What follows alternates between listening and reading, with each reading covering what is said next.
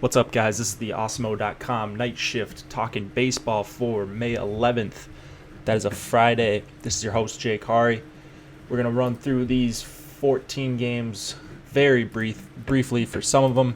Some pitching uncertainty still, but I'll just point out anything that I see alarming in each game or anything exciting, and then we'll have the MLB strategy video, and then Chris and Josh will be on the live stream, as always, 6 Eastern.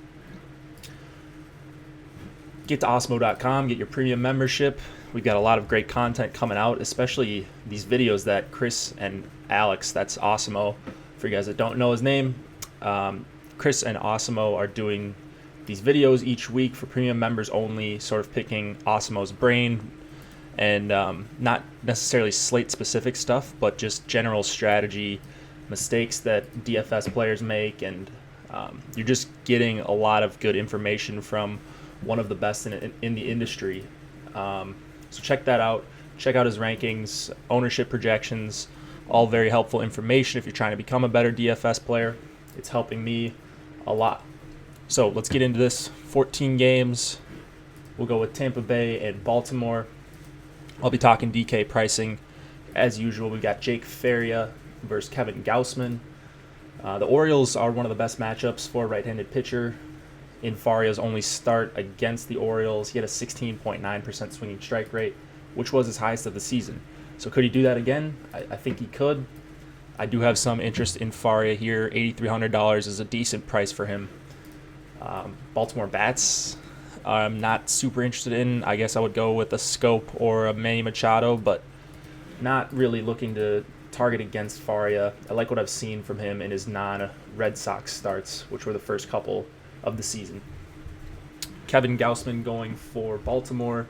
He threw a complete game 2-hitter his last time out against the A's. He's capable of big performances for sure. I want to see Caleb Joseph catch him here. I like him a lot against the Rays, but it's going to depend on whether or not Joseph's catching him because of the game that Joseph calls, and it's been brought up around the industry. It seems like the Orioles don't have it figured out that they should have Joseph catching Kevin Gausman. So this one will require a little bit more analysis up to lock, but I do have a bunch of interest in Gausman at 8,400. Oakland and New York Yankees, it was supposed to be Trevor Cahill, but he's on the DL, so I don't know who's exactly going to start for Oakland. I'm seeing Andrew Triggs somewhere, but nothing confirmed. I'm not playing Triggs if he's against the Yankees here. I'd want to target a righty with Gardner, Sanchez, Judge, Stanton. If it is Triggs, I'm not really looking to stack against him, just because he can miss bats, as he showed in his last couple starts. So probably not going with the Yankee stack, but a few guys there for one-offs.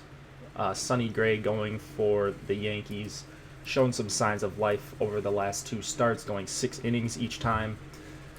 I don't really think I'm on him here. He's got a 39% hard contact and only 13% soft contact against lefties. So lefties are teeing off on him. And for that reason, I do like Jed Lowry for 4,300. I do love Matt Olson for 3,600. If he gets a hold of one in Yankee Stadium, that short porch out and right, that seems like a really nice home run spot if Olson can make some solid contact. Lowry, too. He's got big power, as he's shown early this year. I would even consider an A's stack, especially if Gray's going to get some ownership. That $6,700 price tag on DK will probably get some people on him. I don't think I'm going to be one of them. I'd rather have some A's bats. San Francisco and Philadelphia. We've got, Mets and Philadelphia. Steven Matz for the Mets. I think this is the game he finally gets rocked. I've been saying that for a while. He doesn't miss bats. He's giving up 43% hard contact to righties, has a swinging strike rate under 8. And then the Phillies have a bunch of good right-handed power bats. So Cesar Hernandez, Aaron Altherr, 3,600. Rhys Hoskins for 4,700. Carlos Santana hitting lefties very well this year. I love all these Phillies, even down to Alfaro, Scott Kingery, Franco. Philly is one of my favorite stacks so far. I'm only seeing a 4.5 run total, but man, I would project them for more here. I love this spot against Steven Matz, who I think is very overrated. I think he's been very lucky this year. Arrieta going for the Phillies. It's a decent price for him, 8,100, but I don't really have any interest in him. Outside of that one amazing start he had, he's been just average, I think, if that. The Mets bats, I would consider Asdrubal Cabrera or Conforto for 3,700, but honestly, not really looking at many Mets bats. I'm really focused on these Phillies righties. San Francisco and Pittsburgh. Andrew Suarez versus Jameson Taillon.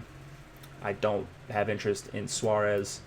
The Pittsburgh bats, you can go to the righties. The problem is Pittsburgh doesn't really have any. So Francisco Cervelli at catcher, but it's not even like he's priced down. He's 3,600. So I'm probably just staying away from both sides of that matchup. Jameson Taillon going for Pittsburgh. $7,300 is a decent price tag for him. He's someone I'll consider, but again, if this guy's going to be chalked, then I'm probably going to fade him just because the numbers he's posted haven't been very impressive. I think we were expecting a lot more from him coming into the season, and he hasn't really showed the great swing and miss stuff that I was expecting to see. But I'm also not playing the Giants bats, so I'm hoping this game stays pretty quiet overall. Boston and Toronto. Chris Sale going against Aaron Sanchez in Toronto. If you can afford Sale for 12.4, he's the highest, or he's the best priced of the three big guys, Scherzer, Verlander, and Sale on this slate. Yeah, if you can afford him, why not? Going up against these Blue Jays. The Blue Jays do have a bunch of righties, but we've seen Sale mow down this lineup before, and he's got a great chance to do it again here. I can't argue against Sale over Verlander and Scherzer. It's a better price. Save $900 off Scherzer. What's not to like? Aaron Sanchez on the other side has been good at limiting quality contact, but the Red Sox are just way too bad of a matchup for Aaron Sanchez.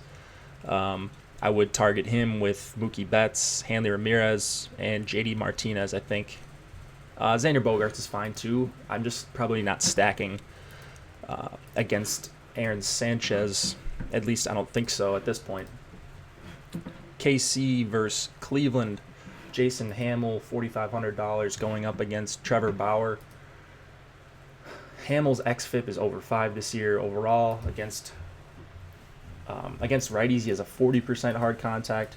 Against lefties, 49%. Fifth highest average exit velocity against lefties this year. He cannot strike out anyone. This has Indian stack written all over it, and I'm going all the way down from Lindor, Kipnis, Ramirez, Brantley. E5 is a righty, but he could certainly hit Hamill here. And then Alonso and Tyler Naquin has big power too. So I like 1 through 7 here for Cleveland. My favorite bats here are Lindor and Ramirez, but Brantley is not far behind. Those three are probably in a league of their own, and then I'm filling in the other lefties around them. Cleveland, one of my favorite stacks of the entire night, including Coors Field. Trevor Bauer, I like him. I think he'll pitch well here. I'm worried about the strikeout upside, and he's 11-3, so that's probably going to be enough to keep me off of him. I think that's sort of a misprice there, even though he has been good, at least at missing bats. Atlanta and Miami. Brandon McCarthy versus Dan Straley, and Straley's 4,900. He's someone that I'll consider. I don't know if I'll need to get to him, but outside of that, no interest in McCarthy, no interest in the Miami bats. It's a huge slate. I don't think you need to go that deep. Atlanta bats, if you're not playing Straley, which probably shouldn't be, I will dig into Straley more, but if you're not playing him, he does have home run issues, and Freddie Freeman and Ozzie Albies could certainly take him deep. So those would be the two guys, Freeman especially, the two guys that I'm really liking. Seattle and Detroit. Marco Gonzalez versus Matt Boyd. I wouldn't be really playing these pitchers anyways, but it looks like there may be some weather concerns So I don't have any interest in either of them. I do like some of the righty bats, and it's the usual suspects on both sides. A couple of lefties going here, so I like Mitch Haniger and Nelson Cruz, both 4,200. And then on the Seattle side, John Hicks, catcher eligible on DK for 3,500. James McCann, obviously a catcher on DK for 3,000. And then Nick Castellanos, outfield eligible for 4,200. All guys that I will look at as one-offs, but this game isn't the most interesting in the world. Texas and Houston, got Cole Hamels going versus Justin Verlander. Hamels has a 49.5% hard contact rate against righties this year. This is the third time he'll have faced the Astros this year. He was fine in both of the previous starts. I mean, I would think that it's an advantage hitter if you're facing a team or facing a pitcher 3 times in the matter of a month and a half, but that's probably a bias that I shouldn't be using. Regardless, I do like the matchup for all these Houston righties: George Springer, Jose Altuve, Carlos Correa, and then Yuli Gurriel is always a discount. He just never gets priced up, regardless of how well he hits. So I do like the top 4 stack for the Astros. Verlander's just been absolutely nasty. He's super expensive, 13,000. He's 600 more than Chris Sale, 300 less than Max Scherzer. But the Rangers are certainly a team you can stack against, or I'm sorry, they're a team you can attack. There's huge K upside up and down their lineup with guys like Gallo, Chu, Mazzara. DeShields leading off is a free K against a righty. I don't know why Texas continues to do that against power righties like Justin Verlander. Maybe they'll do something different tomorrow, but haven't seen them do anything different yet. So expecting to see DeShields at the top of that lineup, and that should be a good start for Verlander, and then he can mow down the rest of that lineup. At least that's what it looks like on paper. Milwaukee and Colorado, this is in Coors Field, of course. Pitchers off the table because of that thin air. I mean, really, you're looking at all the bats here. I'm not really off of any of them. It's going to be super owned. Bullpen game for Milwaukee, it looks like, because Brandon Woodruff hasn't really gone past a couple innings this entire season. Chad Bettis is not an impressive righty for Colorado. Yelich, Shaw, Jonathan Villar, like Ryan Braun. I mean, it's Coors Field. You know what you're getting yourself into.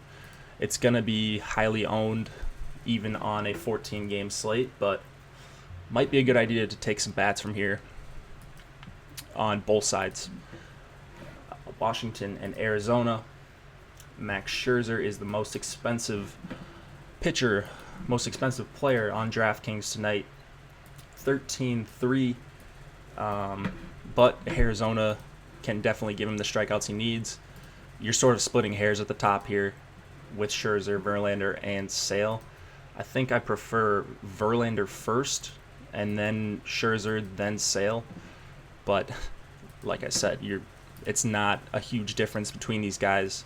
Verlander is at home, Scherzer's on the road in a better hitting park. I mean, you can make a case for literally any of these guys. Diamondbacks are 6th in K percentage against righties this year, almost 25%. A 90 WRC plus isn't all that scary. So Scherzer has a good matchup. He's worth the price. It's just a matter of preference up at the top here. Matt Cook going for the Diamondbacks. Just not a guy that's able to strike people out. And if you're not going to do that against the Nationals, you're going to get hit pretty hard because Bryce Harper and Anthony Rendon and Matt Adams. 5K Matt Adams is pretty ridiculous. This guy was like, I swear he was like under 3K a couple weeks ago, and he's just raking. So I can't even say he's mispriced because he's been that good against righties. Bryce Harper, Turner. I do really like Rendon for 4,100. Just a really good hitter against righties and lefties. And coming back, looks healthy. He's hitting well. What else can you say? Nat stack firmly in play.